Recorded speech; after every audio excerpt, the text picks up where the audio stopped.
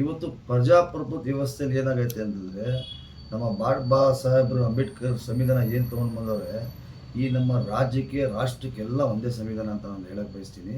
ಅದರ ಹಿನ್ನೆಲೆಯಲ್ಲಿ ಇವತ್ತು ನೀಟ್ ಬಗ್ಗೆ ಏನು 3 ಸಲ ಪೇಪರ್ ಲೀಕ್ ಆಗಿಬಿಟ್ಟು ಇವತ್ತು ವಿದ್ಯಾರ್ಥಿಗಳಿಗೆ ಏನು ಇವತ್ತು ಅವರು ಶಿಕ್ಷೆ ಅನುಭವಿಸ್ತವ್ರೆ, ಇವರು ಯಾವ ಥರ ಒಂದು ಪ್ರೊಟೆಸ್ಟ್ ಮಾಡ್ತವ್ರೆ ಅಂತ ಅವ್ರಿಗೆ ಕ್ಯಾರೆ ಅಂತ ಕೇಳೋರೇ ಯಾರೂ ಇಲ್ಲ.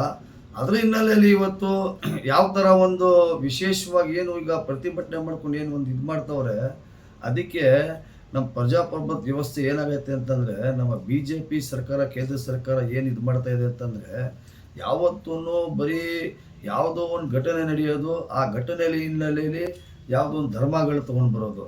ಅದರ ಹಿನ್ನೆಲೆಯಲ್ಲಿ ಇವತ್ತು ಯಾವುದೂ ಒಂದು ಎಲ್ಲರೂ ಕೋಳಿ ಕುರಿ ತಿಂತಾರೆ ಅಂತ ಅಂದ್ಬಿಟ್ಟು ನಾವು ಇಡೀ ನಮ್ಮ ದೇಶದಲ್ಲಿ ನಾವೇನು ತಿಂತೀವೋ, ಆಹಾರ ಸೇವನೆ ಮಾಡ್ತೀವೋ, ಅದರ ಹಿನ್ನೆಲೆಯಲ್ಲಿ ಇವತ್ತು ಕೇಂದ್ರ ಸರ್ಕಾರ ಏನು ಮಾಡ್ತಾ ಇದೆ ಅಂದರೆ ವಿದ್ಯಾರ್ಥಿಗಳಿಗೇ ತಿನ್ಬಿಡ್ತಾ ಇದೆ ಇವತ್ತು. ಯಾಕಂದರೆ ಅವ್ರು ಏನು ಒಂದು ಯಾವ ಥರ ಒಂದು ಸೂಕ್ಷ್ಮ ಒಂದು ಇದೆ ಅಂದರೆ, ಅದರ ಹಿನ್ನೆಲೆಯಲ್ಲಿ ಇವತ್ತು ನಮ್ಮ ರಾಜ್ಯದಲ್ಲಿರಬೇಕು, ರಾಷ್ಟ್ರದಲ್ಲಿರಬೇಕು, ಅವ್ರು ಏನು 3 ಸಲ ಏನು ಎಕ್ಸಾಮ್ ಕೊಟ್ಟವರು, ಅದ್ರ ಹಿನ್ನೆಲೆಯಲ್ಲಿ ಯಾರು ಒಬ್ಬರು ಕೇಳೋರು ಕ್ಯಾರೆ ಅಂತ ಕೇಳೋರಿಲ್ಲ. ಕಳೆದ ಒಂದು 23 ದಿನದಿಂದ ಏನು ಪ್ರತಿಭಟನೆ ನಡೀತಾ ಇದೆ, ಅದಕ್ಕೆ ಯಾವ ಥರ ಒಂದು ಸಾಕಾರ ಮಾಡಬೇಕು, ಒಂದು ಸಲಹೆ ಸೂಚನೆ ಮಾಡಬೇಕು.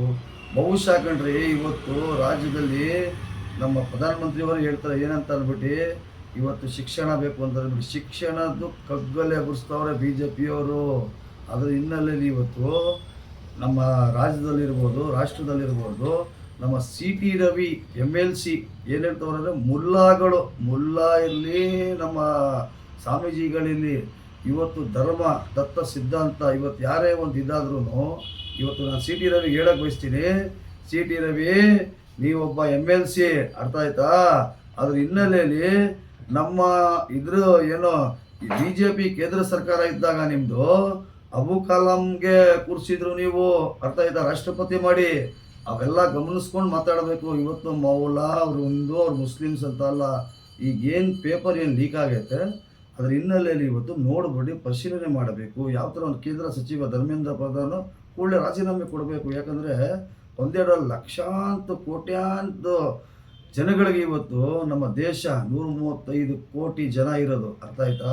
ಅದರ ಹಿನ್ನೆಲೆಯಲ್ಲಿ ಇವತ್ತು ಯಾವುದೂ ಒಂದು ಸುಳು ಕೊಡದೇನೆ ಅವ್ರಿಗೆ ಏನೀಗ ಪ್ರತಿಭಟನೆಗೆ ಅವ್ರು ಕೂತ್ಕೊಂಡವ್ರೆ, ಅವ್ರು ಯಾವ ಥರ ಬಿಹೇವ್ ಮಾಡ್ತವ್ರಿ, ಅಧಿಕಾರ ದುರುಪಯೋಗ ಪಡಿಸ್ತಾರೆ. ಇದು ಪ್ರಜಾಪ್ರಭುತ್ವ ವ್ಯವಸ್ಥೆಯನ್ನು ಕೇಂದ್ರದ BJP ಸರ್ಕಾರ ಕಗ್ಗೊಲೆ ಎಬ್ಬಿಸ್ತಾ ಇದೆ. ಯಾರು ಹೇಳೋರಿಲ್ಲ ಅಂತ. ಇದು ಕೇಂದ್ರದ ಸರ್ಕಾರ, ಇದು ಹಿಟ್ಲರ್ ಸರ್ಕಾರ, ಇದು ಮೋದಿ ಸರ್ಕಾರ ಅಲ್ಲ. ಅವ್ರಿಗೆ ಯಾವಾಗ ಬೇಕೋ ಅವಾಗ ಬಳಸ್ಕೊಳ್ಳೋದು, ಅವ್ರು ಯಾವಾಗ ಬೇಕು ಇದು ಮಾಡ್ಕೊಳ್ಳೋದು. ಅದ್ರ ಮಧ್ಯೆ ಧರ್ಮ ತೊಗೊಳ್ಬೋದು. ಅವ್ನು CT ರವಿ ಅವನಲ್ಲ, ಯಾವುದೇ ಕಾರಣಕ್ಕೂ ನೈತಿಕತೆ ಇಲ್ಲ ಅವನಿಗೆ. ಮೌಲಿ ಅಂತ ಮಾತಾಡೋಕ್ಕೆ ಒಬ್ಬ ಪ್ರಜಾಪ್ರಭುತ್ವ ವ್ಯವಸ್ಥೆಯಲ್ಲಿ MLA ಆಗಬೇಕಾದ್ರೆ ಲಕ್ಷಾಂತರ ಜನ ಇರ್ತಾರೆ, ಹಿಂದೂ, ಕ್ರೈಸ್ತು, ಮುಸಲ್ಮಾನು. ಯಾಕಂದರೆ ಈ ನಮ್ಮ ನಾಡೈತಲ್ಲ, ಬಸವಣ್ಣ ನಾಡು, ಕಿತ್ತೂರು ಚೆನ್ನಮ್ಮನ ನಾಡು, ಟಿಪ್ಪು ಸುಲ್ತಾನ್ ನಾಡು, ಎಲ್ಲರೂ ಜನ ಸರ್ವ ಜನಾಂಗೀಣ ಶಾಂತಿಯ ತೋಟ, ಹಿಂಗೆ ನಮ್ಮ ಬಸವಣ್ಣ ಅವ್ರು ಹೇಳವ್ರೆ. ಅದು ತತ್ವ ಸಿದ್ಧಾಂತ ತೊಗೊಂಡ್ಬಿಟ್ಟು ನಡಿಬೇಕು ಅಂತ ನಾನು CT ರವಿ ಇವತ್ತು ಎಚ್ಚರಿಕೆ ಕೊಡೋಕ್ಕೆ ಬಯಸ್ತಾ ಇದ್ದೀನಿ ಇವತ್ತು.